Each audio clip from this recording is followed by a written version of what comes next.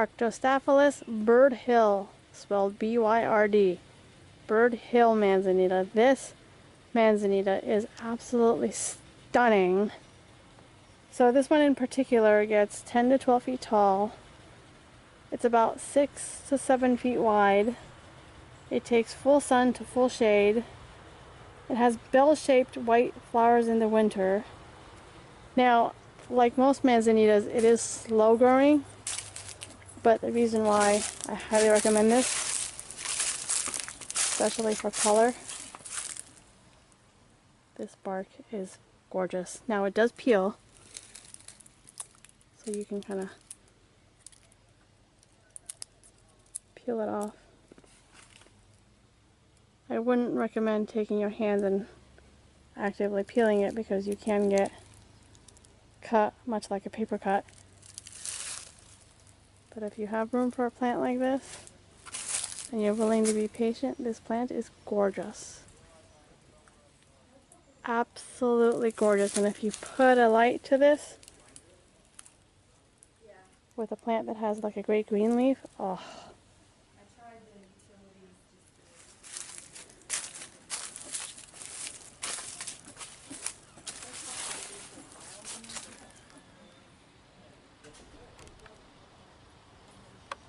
And the other thing to note with this specific manzanita is that it does not have an invasive root system. And as you can see here, it's grown very close to this straw bale office, and it's not destroyed the office whatsoever. Eriophyllum nivinii, Catalina silverlace. So this plant gets about 3 feet tall by about 4 feet wide. Full sun to partial shade, gorgeous yellow flowers in the spring. And what I really like about this is the color and the texture of the leaf. Put this as a backdrop or in front of a plant with like red flowers. Oh, it is insanely gorgeous. Now, I was told this once by a client, if you are a Star Trek fan, this resembles a crystalline entity, which is some sort of Star Trek creature.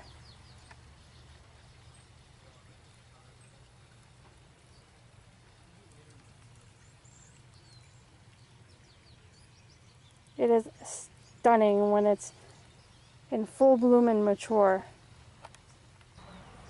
Festuca rubra, Patrick's Point fescue. Really beautiful, low-growing ornamental grass, evergreen. 2 feet tall by 2 feet wide. Purple-ish flowers in the spring.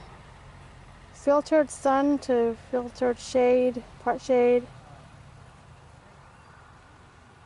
It does tend to mound up, but it is very beautiful. It's considered a bunch grass. Gray-green leaves that would look nice next to something red maybe. Now, this plant, if you live in an area that has a shitload of rabbits, may not be the greatest choice, but however, if you don't have rabbit issues, then I would highly recommend experimenting with this.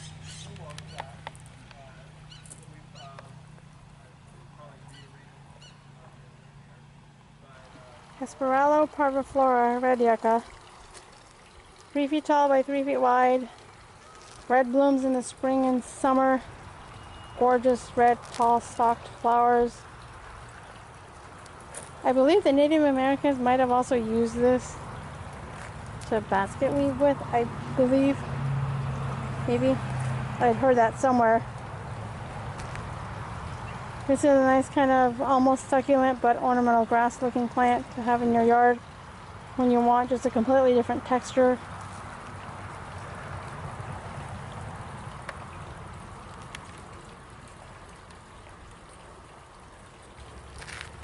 Salvia clevelandii, Cleveland sage.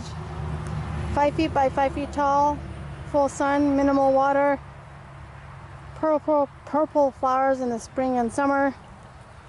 What's really nice about this, besides the height factor, it is extremely beautifully fragrant. And you can cook with the leaf, much like however you would cook with sage. I don't normally cook with sage. You can cut off some of the leaves and bring it indoors and use it as air freshener. What I like to do with the leaves is I dry them. I put them into a sash and I stick them in the dryer instead of the dryer sheets. And my clothes and my linens come out smelling like sage.